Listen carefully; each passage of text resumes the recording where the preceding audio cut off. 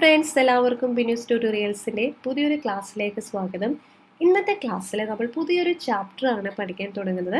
+1 computer science സ്റ്റുഡൻസിൻ്റെ chapter 1 the discipline of computing. അപ്പോൾ നമ്മൾ എല്ലാവരും കമ്പ്യൂട്ടർ സയൻസ് എന്നൊരു സബ്ജക്റ്റ് എടുത്തു. നിങ്ങൾ ഒരുപാട് പ്രതീക്ഷയോടെ ആയിരിക്കും ഈ ഒരു സബ്ജക്റ്റ് എടുത്തത്. പലർക്കും പല ഐഡിയകളായിരിക്കും. ചില കുട്ടികൾക്ക് +2-ന് ശേഷം കമ്പ്യൂട്ടർ സയൻസ് എഞ്ചിനീയറിങ്ങിന് പോകുന്നതിന് വേണ്ടിയായിരിക്കും, അല്ലെങ്കിൽ BCAക്ക് പോകുന്നതിന് വേണ്ടിയായിരിക്കും. കമ്പ്യൂട്ടർ പഠിക്കാൻ ഒത്തിരി ഇഷ്ടമായിട്ട് കമ്പ്യൂട്ടർ സയൻസ് സെലക്ട് ചെയ്ത കുട്ടികളുണ്ടാവും. നമുക്ക് കിട്ടിയ സബ്ജക്റ്റ് എന്താണെങ്കിലും അത് വളരെ നന്നായിട്ട് പഠിക്കുക, നന്നായിട്ട് കൈകാര്യം ചെയ്യുക എന്നതാണ് നമ്മുടെ ഏറ്റവും വലിയൊരു ഉത്തരവാദിത്തം എന്ന് പറയുന്നത്. പിന്നെ ഈ ഒരു പ്രത്യേക ഒരു സാഹചര്യത്തിൽ നമ്മളെല്ലാവരും വീടുകളിൽ ഇരുന്നാണ് പഠിക്കുന്നത്. എന്നിരുന്നാൽ കൂടി നമുക്ക് ലഭിക്കുന്ന മാക്സിമം സമയം, അതുപോലെ നമുക്ക് ലഭിക്കുന്ന കാര്യങ്ങൾ, അതായത് ഇപ്പോൾ ഓൺലൈൻ ക്ലാസ്സുകൾ ലഭിക്കുന്നുണ്ട്, യൂട്യൂബിൽ ഒരുപാട് ക്ലാസ്സുകൾ ലഭിക്കുന്നുണ്ട്. ഇതെല്ലാം നിങ്ങൾ മാക്സിമം നന്നായിട്ട് യൂട്ടിലൈസ് ചെയ്യുക, നന്നായിട്ട് പഠിക്കാനായിട്ട് ശ്രദ്ധിക്കുക. ക്ലാസ് ഇഷ്ടപ്പെടുകയാണെങ്കിൽ നിങ്ങൾ മറക്കാതെ ലൈക്ക് ചെയ്യുക. അതോടൊപ്പം ഈ വീഡിയോ നിങ്ങളുടെ +1-ലെ സുഹൃത്തുക്കൾക്കൊക്കെ ഒന്ന് ഷെയർ ചെയ്യുക. ഒപ്പം ചാനൽ ഇതുവരെ സബ്സ്ക്രൈബ് ചെയ്യാത്ത കൂട്ടുകാരുണ്ടെങ്കിൽ ദയവായി ഒന്ന് സബ്സ്ക്രൈബ് ചെയ്ത് സപ്പോർട്ട് ചെയ്യുക. അതോടൊപ്പം കൂടിയുള്ള ബെല്ലൈക്കൺ കൂടി ക്ലിക്ക് ചെയ്യുക. അപ്പോൾ എന്നാൽ മാത്രമേ ഞാൻ അപ്ലോഡ് ചെയ്യുന്ന ക്ലാസ്സുകളുടെ നോട്ടിഫിക്കേഷൻ നിങ്ങൾക്ക് ലഭിക്കുകയുള്ളൂ. കമ്പ്യൂട്ടേഴ്സ് ഇല്ലാത്തൊരു ലോകത്തെക്കുറിച്ച് നമുക്കിന്ന് ചിന്തിക്കാൻ കഴിയില്ല. ഒരു ഭൂരിഭാഗം വരുന്ന ആളുകളും ഇന്ന് കമ്പ്യൂട്ടർ ഉപയോഗിക്കുന്നവരാണ്. അല്ലെങ്കിൽ നമ്മൾ ഏത് മേഖലകളിൽ നോക്കിയാലും അവിടെ കമ്പ്യൂട്ടറിൻ്റെ സാന്നിധ്യമുണ്ട്. അപ്പോൾ കമ്പ്യൂട്ടിംഗ് എന്ന് പറയുമ്പോൾ നമ്മുടെ മനസ്സിലേക്ക് ആദ്യം കടന്നു വരുന്നത് സോഫ്റ്റ്വെയർ എഞ്ചിനീയേഴ്സാണ്. അതായത് നിങ്ങളുടെ ചേട്ടന്മാരോ ചേച്ചിമാരോ കമ്പനീസിലൊക്കെ ഇൻഫോ പാർക്കിലോ മറ്റിവിടങ്ങളിലൊക്കെ വർക്ക് ചെയ്യുന്നവരുണ്ട്. അപ്പോൾ അവരെ ആയിരിക്കും നിങ്ങൾക്ക് കമ്പ്യൂട്ടിംഗ് എന്ന് പറയുമ്പോൾ ആദ്യം മനസ്സിലേക്ക് വരുന്നത്. അപ്പോൾ കമ്പ്യൂട്ടിംഗ് എന്ന് പറയുമ്പോൾ പ്രോഗ്രാമിംഗ് മാത്രമല്ല അതിൽ വരുന്നത്. അതായത് നമുക്കൊരു പ്രോബ്ലം ലഭിച്ചു കഴിഞ്ഞാൽ ആ പ്രോബ്ലം നമ്മൾ ആദ്യം തന്നെ എന്ത് ചെയ്യണം? അനലൈസ് ചെയ്യണം. അതിനനുസരിച്ചിട്ടുള്ളൊരു സൊല്യൂഷനിലെ നമ്മൾ ആദ്യം അതിനുശേഷം ഉണ്ടാക്കുന്നത്. അതായത് ഒരു പ്രോബ്ലം നമ്മൾ അനലൈസ് ചെയ്യുന്നു, അതായത് അതിനുശേഷം ഒരു അൽഗോരിതം ഉണ്ടാക്കുന്നു, അൽഗോരിതം അനുസരിച്ചിട്ടുള്ളൊരു ആപ്ലിക്കേഷൻ നമ്മൾ അവിടെ ഡെവലപ്പ് ചെയ്യുന്നു, അതിനുശേഷം നമ്മൾ അതിനെ ഇംപ്ലിമെൻറ്റ് ചെയ്യുന്നു. ഇതെല്ലാം കമ്പ്യൂട്ടിങ്ങിൻ്റെ പലതരം മുഖങ്ങളാണ്. അപ്പോൾ കമ്പ്യൂട്ടിംഗ് എന്ന് പറയുമ്പോൾ ഇതെല്ലാം ഇൻക്ലൂഡഡ് ആണ്. ഒരുപാട് വാസ്റ്റായിട്ട് നമുക്ക് പഠിക്കാനുള്ള ഒത്തിരി കാര്യങ്ങളുണ്ട്. ഈ ഒരു ചാപ്റ്ററിൽ വളരെ ബേസിക് ആയിട്ടുള്ള കാര്യങ്ങളാണ് നമ്മൾ പഠിക്കാൻ പോകുന്നത്. അതായത് കമ്പ്യൂട്ടിംഗ് മെഷീൻസ് എങ്ങനെയാണ് ഉണ്ടായത്, അതിൻ്റെ ഉത്ഭവം എങ്ങനെയാണ്, അതുപോലെ പ്രോഗ്രാമിംഗ് ലാംഗ്വേജ് എങ്ങനെയാണ് ഉത്ഭവിച്ചത്, അങ്ങനെയുള്ള രസകരമായ കാര്യങ്ങളാണ് ഈ ഒരു ചാപ്റ്ററിൽ നമ്മൾ കാണാൻ പോകുന്നത്. അപ്പോൾ അധികം വൈകാതെ തന്നെ നമുക്ക് ചാപ്റ്ററിൻ്റെ ആദ്യത്തെ ടോപ്പിക്കിലേക്ക് പോകാം. Computing milestones and machine evolution. Machines എവല്യൂഷനൊക്കെ ഉണ്ടാകുന്നതിന് മുൻപ് ആദ്യ കാലഘട്ടത്തിലേക്ക് നമുക്കൊന്ന് പോകാം.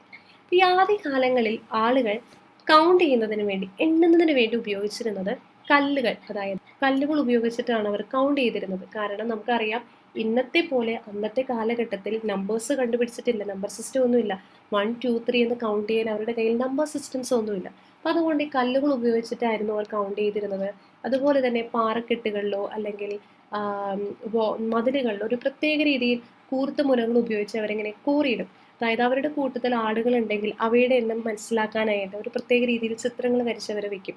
അപ്പോൾ അവരുടെ കൂട്ടത്തിൽ എത്ര ആയുധങ്ങളുണ്ട് ഇതെല്ലാം അവർ ആ മതിലുകളിലോ പാറക്കെട്ടുകളിലോ എല്ലാം അവരിങ്ങനെ വരച്ചു വെക്കുന്ന ഒരു ശീലമുണ്ടായിരുന്നു. കാരണം ഇതെല്ലാം കൗണ്ടിങ്ങിൻ്റെ ഒരു സ്റ്റാർട്ടിംഗ് ആയിരുന്നു ഇതെല്ലാം. ഈ ഒരു രീതിയിലായിരുന്നു ആദ്യ കാലഘട്ടങ്ങളിൽ മനുഷ്യർ മാനുവലായിട്ട്, അതായത് മനുഷ്യർ തന്നെ സ്വന്തമായിട്ട് കൗണ്ട് ചെയ്തിരുന്നത്. കൗണ്ട് ചെയ്യുന്നതിന് വേണ്ടി അവർ ഉപയോഗിച്ചിരുന്ന മറ്റൊരു മാർഗമായിരുന്നു വടികൾ ഉപയോഗിക്കുക എന്നത്.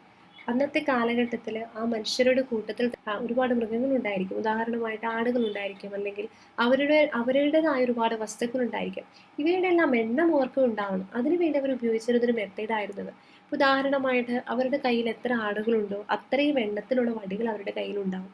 അപ്പോൾ ഏതെങ്കിലും ഒരു ആട് അവരുടെ കയ്യിൽ നിന്ന് നഷ്ടപ്പെട്ടു പോയാൽ ഈ വടികളുടെ എണ്ണം നോക്കി അവർക്കത് മനസ്സിലാക്കാം.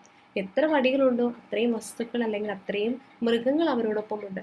ഈ ഒരു രീതിയിലായിരുന്നു അവർ കൗണ്ട് ചെയ്തിരുന്നത്. അതായത് അന്നത്തെ കാലഘട്ടത്തിലുള്ള മനുഷ്യർക്കും കൂടുതൽ ഏതാണ് കുറവ് ഏതാണ് എന്നൊരു ഐഡിയ ഉണ്ടായിരുന്നു. നമ്പർ അവരുടെ കയ്യിലില്ല, ഏറ്റവും കൂടുതൽ ഏതാണ് എത്ര കൂടുതലാണ് എന്നുള്ളത് നമ്പർ അവർക്ക് അറിയില്ല.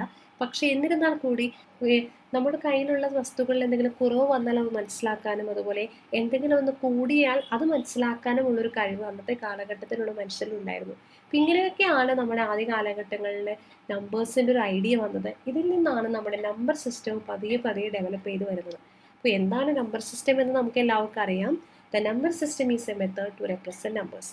നമ്പേഴ്സ് റെപ്രസെൻറ്റ് ചെയ്യുന്നതിന് വേണ്ടി ഉപയോഗിച്ചിരുന്ന മെത്തേഡാണ് നമ്പർ സിസ്റ്റം, ഉപയോഗിക്കുന്ന മെത്തേഡാണ് നമ്പർ സിസ്റ്റം എന്ന് പറയുന്നത്. അപ്പോൾ ഒന്ന് ആലോചിച്ച് നോക്കൂ, അന്നത്തെ കാലഘട്ടത്തിൽ നമ്പേഴ്സൊന്നും ഇല്ലാത്തൊരു കാലഘട്ടത്തിൽ എത്ര ദുഷ്കരമായിരുന്നു അവരുടെ ജീവിതം. അപ്പം അങ്ങനെയാണ് ആദ്യമായിട്ട് ഒരു നമ്പർ സിസ്റ്റം ഉത്ഭവിച്ചത്.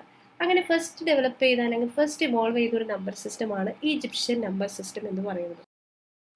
ഈജിപ്ഷ്യൻ നമ്പർ സിസ്റ്റം ഏകദേശം 3000 BC ബിഫോർ ക്രൈസ്റ്റിലാണ് ഇത് ഉത്ഭവിച്ചത്. ഇതിൻ്റെ ബേസ് അഥവാ റാഡിക്സ് എന്ന് പറയുന്നത് 10 ആണ്. അപ്പോൾ എന്താണ് ബേസ് അല്ലെങ്കിൽ റാഡിക്സ് എന്ന് നിങ്ങൾക്ക് മനസ്സിലായോ?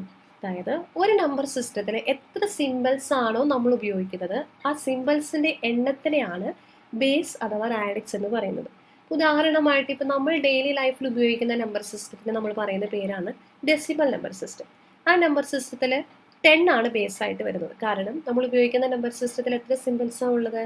0 തുടങ്ങി 9 വരെയുള്ള 10 സിമ്പിൾസ് ആണ് ഉള്ളത്. അപ്പോൾ അതുകൊണ്ടാണ് ഡെസിമൽ നമ്പർ സിസ്റ്റത്തിൻ്റെ ബേസ് എന്ന് പറയുന്നത് 10 ആണെന്ന് പറയുന്നത്. അതുപോലെ തന്നെ ഈജിപ്ഷ്യൻ നമ്പർ സിസ്റ്റത്തിൻ്റെ റാഡിക്സ് എന്ന് പറയുന്നത് 10 ആയിരുന്നു. 10 സിമ്പിൾസ് ഉപയോഗിച്ചിട്ടുള്ള ഒരു നമ്പർ സിസ്റ്റം ആയിരുന്നു ഈജിപ്ഷ്യൻ നമ്പർ സിസ്റ്റം എന്ന് പറയുന്നത്.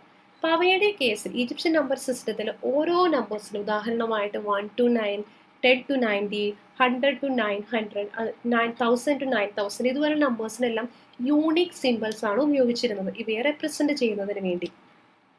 ഇപ്പോൾ ഇവിടെ നൽകിയിരിക്കുന്നത് ഒരു ഈജിപ്ഷ്യൻ നമ്പർ സിസ്റ്റമാണ്. അപ്പോൾ നിങ്ങൾക്ക് മനസ്സിലാവും ഒരു പ്രത്യേക രീതിയിലാണ് അവർ 1 to 9 വരെയുള്ള നമ്പേഴ്സ് എഴുതിയിരിക്കുന്നത്. 9 to 10 വരെയുള്ള നമ്പേഴ്സ് വേറൊരു രീതിയിൽ അറേഞ്ച്മെൻറ്റിലാണ് എഴുതിയിരിക്കുന്നത്. അപ്പോൾ ഇതാണ് ഈ ഈജിപ്ഷ്യൻ നമ്പർ സിസ്റ്റത്തിൻ്റെ മറ്റൊരു പ്രത്യേകത എന്ന് പറയുന്നത്. ഈജിപ്ഷ്യൻ നമ്പർ സിസ്റ്റം എപ്പോഴും എഴുതുന്നത് വലത് ഭാഗത്ത് നിന്ന് ഇടത് ഭാഗത്തേക്ക്, റൈറ്റ് ടു ലെഫ്റ്റ്. അതായത് അറബി ലാംഗ്വേജ് നിങ്ങൾക്കറിയാം, അറബി എഴുതുന്നത് വലതുവശത്ത് നിന്ന് ഇടതുവശത്തേക്കാണ്. ആ ഒരു രീതിയിലാണ് ഈജിപ്ഷ്യൻ നമ്പർ സിസ്റ്റവും എഴുതിയിരുന്നത്. അടുത്തതാണ് സുമേറിയൻ അല്ലെങ്കിൽ Babylonian number system. Sumerian Babylonian number സിസ്റ്റത്തിൻ്റെ ബേസ് എന്ന് പറയുന്നത് 60 ആണ്. അതായത് 60 സിമ്പിൾസ് ആണ് സുമേറിയൻ നമ്പർ സിസ്റ്റത്തിൽ ഉപയോഗിച്ചിരുന്നത്. അതുപോലെ തന്നെ ഈ നമ്പർ സിസ്റ്റത്തിന് നമ്മൾ പറയുന്ന മറ്റൊരു പേരാണ് സെക്സാജെസിമൽ നമ്പർ സിസ്റ്റം. കാരണം ഇതിൽ 60 സിമ്പിൾസ് ഉപയോഗിക്കുന്നത് കൊണ്ടാണ് സെക്സാജെസിമൽ നമ്പർ സിസ്റ്റം എന്ന് സുമേറിയൻ അല്ലെങ്കിൽ ബാബിലോണിയൻ നമ്പർ സിസ്റ്റം അറിയപ്പെടുന്നത്. ഇവിടെ നമ്പേഴ്സ് എഴുതുന്നത് സാധാരണ നമ്മൾ ഉപയോഗിക്കുന്നത് പോലെ തന്നെ ലെഫ്റ്റ് ടു റൈറ്റ് ആണ് ഇവിടെ നമ്പേഴ്സ് എഴുതിയിരുന്നത്. They did not use any symbol for 0, but they used the idea of 0. അപ്പോൾ ഈ സുമേറിയൻ നമ്പർ സിസ്റ്റത്തിൽ 0 എന്ന് പറയുന്ന ഒരു നമ്പർ ഉണ്ടായിരുന്നില്ല. പക്ഷേ അവർ 0 എന്ന് പറയുന്ന ഒരു ഐഡിയ ഉപയോഗിച്ചിരുന്നു. അതെങ്ങനെയാണെന്ന് നോക്കാം. അതായത് 0 എന്ന് പറയുന്ന നമ്പറിന് പകരം 0 വരുന്ന സാഹചര്യങ്ങൾ അവരെന്ത് ചെയ്യും? വേക്കൻ്റ് ആയിട്ടിടും. അതായത് ഒരു ബ്ലാങ്ക് സ്പേസ് അവിടെ നൽകും. അപ്പോൾ ഈ ബ്ലാങ്ക് സ്പേസ് ഇൻഡിക്കേറ്റ് ചെയ്യുന്നത് എന്തിനായിരുന്നു? 0 ആയിരുന്നു. മനസ്സിലായോ? They did not use any symbol for 0, but they used the idea of 0. 0 എന്ന് പറയുന്ന നമ്പറിന് സിമ്പിൾസ് ഒന്നുമില്ല, പക്ഷേ 0 എന്ന നമ്പർ റെപ്രസെൻറ്റ് ചെയ്യുന്നതിന് വേണ്ടി അവർ ഉപയോഗിച്ചിരുന്ന ഒരു ബ്ലാങ്ക് സ്പേസ് ആയിരുന്നു.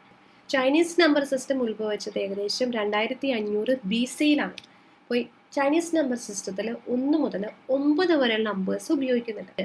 അന്ന് ഉള്ളതിൽ വെച്ച് ഏറ്റവും എഫിഷ്യൻ്റ് ആയിട്ടുള്ളതും അതുപോലെ തന്നെ സിമ്പിൾ ആയിട്ടുള്ള ഒരു നമ്പർ സിസ്റ്റം ആയിരുന്നു ചൈനീസ് നമ്പർ സിസ്റ്റം എന്ന് പറയുന്നത്.